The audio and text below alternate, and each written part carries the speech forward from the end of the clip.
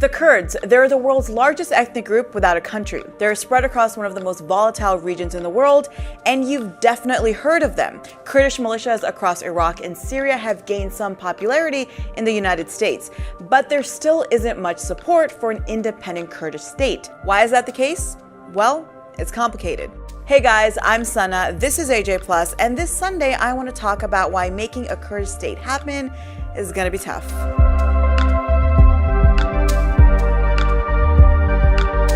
So the Kurds have been getting a lot of international attention in the last few years because of their role in the conflicts in Iraq and Syria. Kurdish militias have been battling ISIS, Syrian rebels, the Iraqi and Syrian governments to stake claim to land and to also protect Kurdish communities. And in October 2017, Kurds in Iraqi Kurdistan took part in a referendum in which 93% of those who voted chose independence. But the Iraqi government called the referendum illegal and non-binding.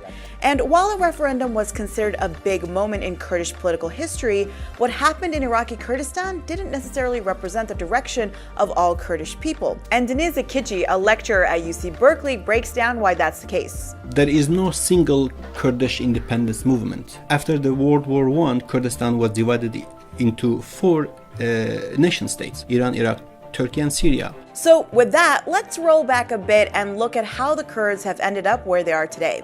The Kurds are the fourth largest ethnic group in the region and make up sizable minority populations across Iran, Iraq, Syria, and Turkey. Despite having big numbers, they didn't get their own state after the fall of the Ottoman Empire when the United Kingdom and France were busy carving up the region. The infamous Sykes-Picot Agreement split the Ottoman Empire into nation states, but it didn't really care about how ethnically diverse the region actually was. The Kurds, left out of Sykes-Picot, had negotiated their own state under the Treaty of Sèvres, but that didn't work out. The treaty was supposed to split modern-day Turkey into different zones, including one for the Kurds. But it wasn't ratified thanks to when Turkish nationalists led by Kemal Atatürk, Turkey's first president, recaptured all of modern Turkey from the Europeans. Fast forward to the 1930s, 40s, and 50s when we start seeing countries across the region gain independence from European colonialism. A huge part of pushing back against European colonialism was the cultivation of various nationalisms, Pan-Arabism for instance, Turkey's Kemalism, or Iranian nationalism. All of this meant that Kurdish sovereignty was either not a priority for Pan-Arabist leaders in Iraq and Syria, or was a threat for Kemalist Turkey and for Iran. That meant that over the 20th century, the Kurds across these four countries saw a lot of marginalization. There was displacement, political repression, loss of rights, and massacres. And it's not as though the Kurds didn't resist the repression. Time and time again, they did. Now, the brunt of the state violence faced by Kurds was in Turkey and Iraq. In Turkey, the government forcibly displaced over 1 million Kurds after several Kurdish revolts in the 1920s and 30s. Kurdish language and culture was banned, and violence against the Kurdish population, including torture and destruction of villages, was widespread. Kurds in Iraq saw the height of state repression in the late 80s and early 90s. Under the leadership of Saddam Hussein, the Iraqi government oversaw several massacres of Kurdish civilians during the Iran-Iraq War. The government accused Kurdish fighters along the Iranian border of assisting the Iranians and led what was called the Unfall campaign. It lasted 2 years and claimed thousands of Kurdish lives by the end of the 1980s. Iraq in the 90s saw the first Gulf War, a Kurdish civil war, and hundreds of thousands of Iraqi deaths as a result of the international sanctions. Then we get to the early 2000s, where there was the American invasion of Iraq. So that brings us now to today, a push for Kurdish independence and the resistance to it. Iraqi Kurdish journalist Abdullah Hawais told me how it's important to think of Kurdistan as more than just a political aspiration. So the idea of having a Kurdish state is not only a political dream, it's actually part of the culture of Kurds. It's part of their identity. They have been raised with thinking that Kurds deserve a state. So who's standing in the way? Let's start with Turkey and Iran.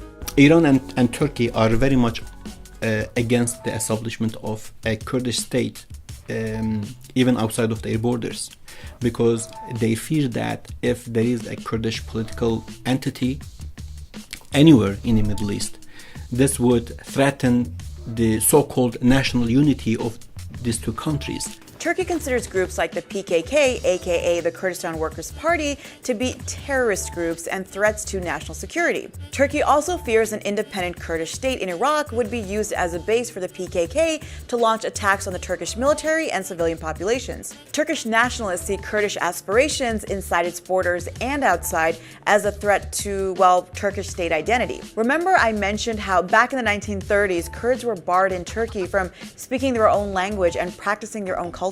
Well, it was only in 2012 that they were allowed to teach their own language and culture in private schools. Then there's Iran.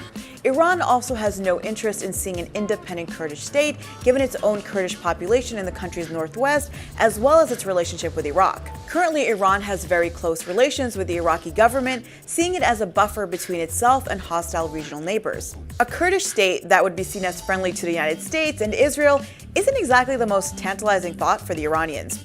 Then we've got Iraq and Syria, both embroiled in conflict. Following the Kurdish referendum, the Iraqi government responded by launching an offensive to take the city of Kirkuk, which had been under Kurdish control since 2014. Huwais, by the way, says that Kirkuk is central to Kurdish statehood.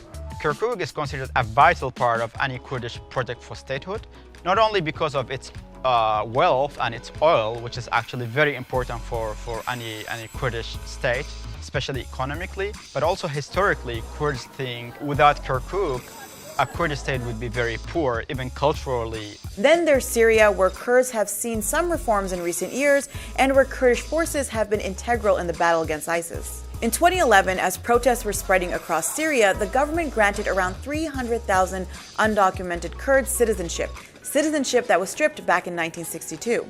But Syria's Kurds are seeking a federal system in the country similar to Iraqi Kurdistan's autonomous position. As for the Americans, while they've supported the Kurds throughout the decades, they don't actually support a Kurdish state. According to the official line, a Kurdish state in Iraq, where the movement is the strongest, would mean further destabilization of a vital U.S. ally. But its closest ally in the region, Israel, has actually been vocally supportive of an independent Kurdish state.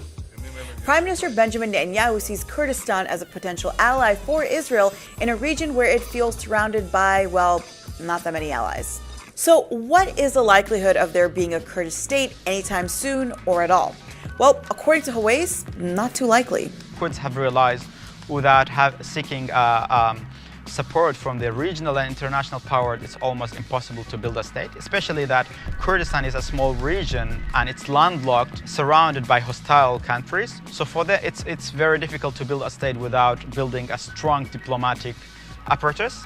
It's also worth noting that not all Kurdish populations follow the Iraqi Kurdish movement for independence per se. When you look at other parts of Kurdistan, for instance, the Turkish part, the Syrian part, in those parts too, Kurdish nationalist movement is not asking for independence actually. They are seeking a solution within the existing borders. So they are trying to democratize the state so that Kurds would have a favorable environment. And as Akiji also says, that lack of political cohesion is because of weak leadership. It has a lot to do with the fragmentation of the Kurdish society along tribal, regional and linguistic lines. And again, the inability of the Kurdish leadership to bring all the segments together to create one voice, which would carry the Kurds to a nationhood. The Kurds have a long history of not only marginalization, but of resisting that marginalization. But given how the Kurdistan region is surrounded by hostile countries, lacks political cohesion, and even agreement on the nation's future, it's not very likely that the world's largest nation without a state will be getting one anytime soon. So we barely scratched the surface when it comes to the Kurdish independence movement and Kurdish politics in general. Let us know in the comments what other communities that are searching for a homeland you want to know about, and don't forget to like, share, and subscribe, and come back next Sunday when we come at you with another video.